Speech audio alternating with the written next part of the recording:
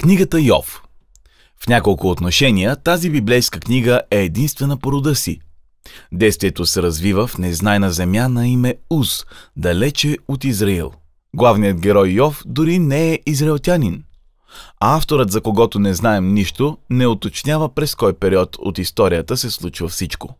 И това сякаш е съвсем нарочно. Сякаш авторът не иска да се отвличаме по исторически детайли, а по-скоро да се фокусираме върху преживяванията на Йов и въпросите около неговите страдания.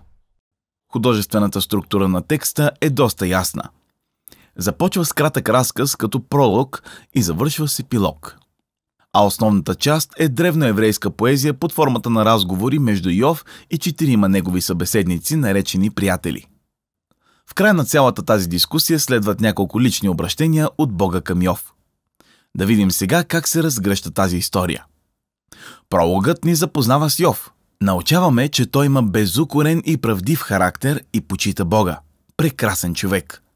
Внезапно обаче разказът ни пренася в небесните селения, където тече съвещание между Бога и негови подвластни. Характерна за Стария завет картина как Бог ръководи Вселената. Сред небесните същества има фигура на име Сатан, което на древноеврейски означава обвинител.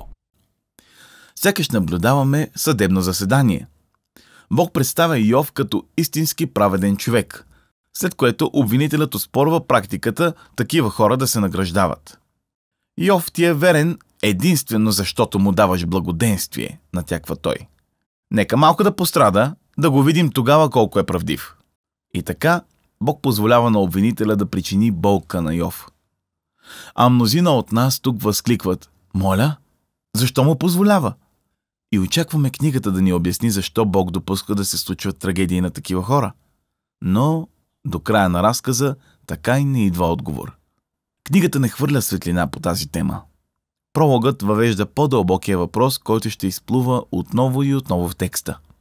Наистина ли Бог управлява този свят справедливо и със стриктно и принципно правосъдие?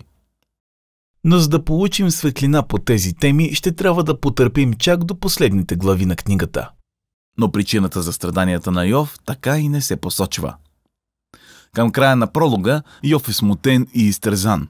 Жена му е напълно обезверена, а за капак от някъде идват 3 души и един през друг го обсипват с мъдрости и препоръки. Техните имена са Елифаз от Тейман, Валдат от Шуах и Софар от Наама. Те също не са израелтяни и са представители на най-доброто от древната близкоизточна мисъл по отношение на Бога, страданията и човешкото състояние. И тук навлизаме в основната част на книгата. Първо има монолог на Йов, а после се редуват последния начин. Йов казва нещо, а някой от 3 приятели му дава отговор. После Йов реагира, след което следващия дава своето мнение. И така нататък, един през друг се редуват в 3 кръга с изказвания. В основата на тези разисквания стоят 3 въпроса. Справедлив ли е Бог? Управлява ли света със стриктно и принципно правосъдие? И ако е така, как да си обясним страданията на Йов? Тук ще се види как Йов и неговите приятели изхождат от една и съща презумпция, как би следвало да изглежда Божието правосъдие. А именно, че всяко действие в тази вселена трябва да се вписва в определени принципи за справедливост. Тоест, ако живееш мъдро, вършиш добро и почиташ Бога, ще ти се случват хубави неща. Бог ще те възнаграждава. Но ако се държиш глупаво и вършиш подлости, ще търпиш несполуки и щети. Бог ще те наказва. В изказванията си Йов многократно изтъква един и същи довод. Самият той е невинен. Следователно тези нещастия не биха могли да са наказание свише. Сега, от пролога знаем, че и едното и другото е вярно. Нали помните? Самият Бог определя Йов като безукорен и правдив. Затова Йов достига до заключението, че или Бог не управлява света с правосъдие, или, което е по-лошото, по естество, Бог не е напълно справедлив. Приятелите обаче имат друго мнение. Те изхождат от тезата, че Бог е справедлив, което пък означава, че той винаги управлява света с правосъдие. И затова те хвърлят вината върху Йов.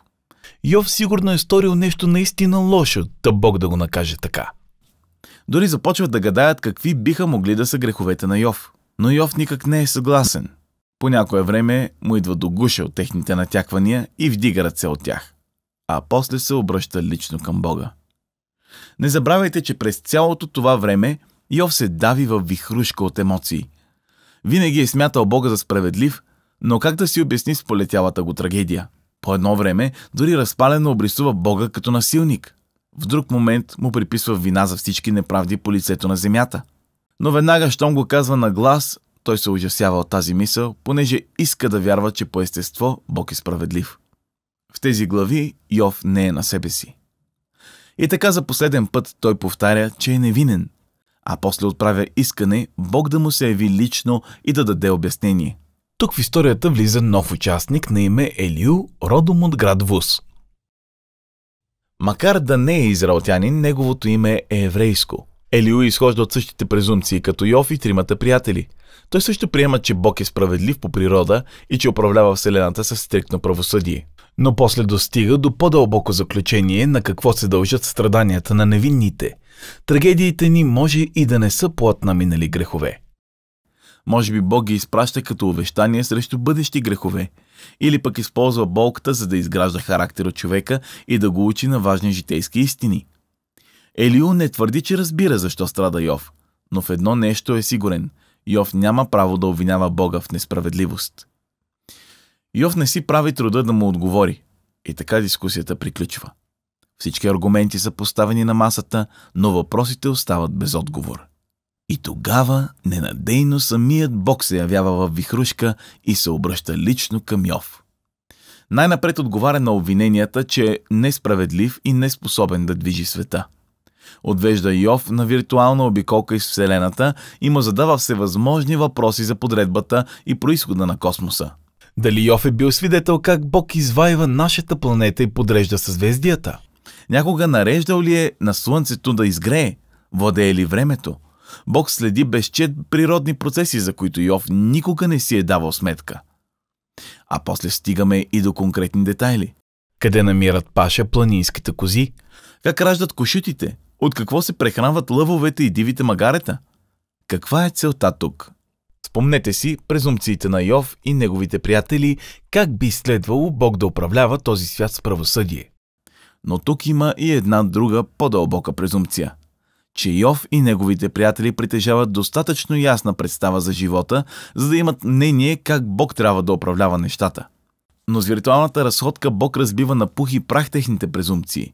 Преди всичко Вселената е необятна и многосъставна, а Бог внимателно следи всичко до последния детайл. Йов, от друга страна, разполага само с ограничения хоризонт на личния си опит. Светогледът му е тесен и едностранчив. Онова, което му изглежда като несправедливост, се вижда съвсем различно от перспективата на небето. Той просто няма достатъчно знания, за да може да отправя подобни тежки обвинения.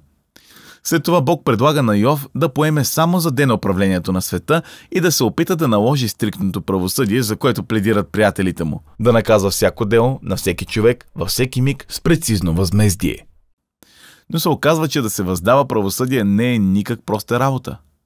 Светът не е черно-бял, както си представя Йов. А тук стигаме и до последните думи на Бога. Той споменава две приказни същества – Веемот и Левиатан, които според някои предположения са художествени образи на хипопотам и крокодил. По-скоро обаче те са заимствани от някои древни близкоизточни предания, а Библията ги използва тук и на други места като символ на безпорядъка и опасностите в иначе доброто творение на Бога. Не става дума за зли същества. Бог всъщност се гордее с тях. Но от друга страна не са и безобидни. Тоест този свят е удивително и добро творение, а не е съвършен и не винаги е безопасен. Светът е гениално устроен и изумително красив, но наред с това е стихиен, а понякога и опасен, досущ като двете приказни същества. Така се връщаме към големия въпрос за страданията на Йов. Защо по света има толкова страдания? Било от земетресения, било от диви зверове, било от други хора. Бог не дава обяснение. Но отговаря, че живеем в изключително сложен и удивителен свят, в който поне за сега нямаме застраховка срещу страданията. Това е Божият отговор. Йов смята, че Бог е несправедлив, а Бог изтъква, че Йов няма достатъчно знания за Вселената, за да изказва такива твърдения. Йов настоява за изчерпателно обяснение, а Бог потиква Йов да прояви доверие в неговата мъдрост и неговия характер. И така Йов откликва със смирение и покаяние. Моли за прошка, задето е размахвал юмрук срещу Бога и признава, че е прекрачил границите. И тук неочаквано книгата завършва с лаконичен епилог. Първо, Бог укорява приятелите на Йов. Техните представи за Божието правосъдие са твърде наивни за този сложен свят и за дълбоката мъдрост на Бога.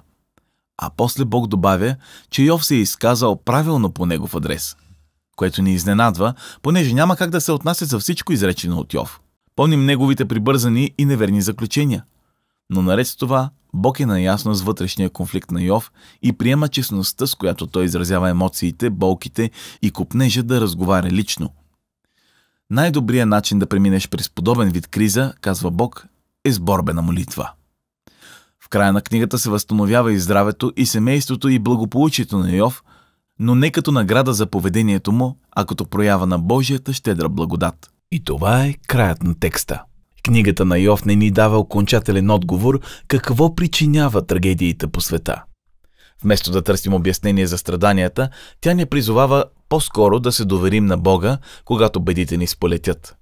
В стремежа да открием причините за злото, ние или възприемаме Бога твърде опростенчески, както приятелите, или пък го обвиняваме от незнание, както Йов. Но тази книга ни приканва честно да изразяваме пред него нашите болки и мъки и да се доверяваме, че той действително ни обича и че знае какво прави. Та ето за това става дума в книгата Йов.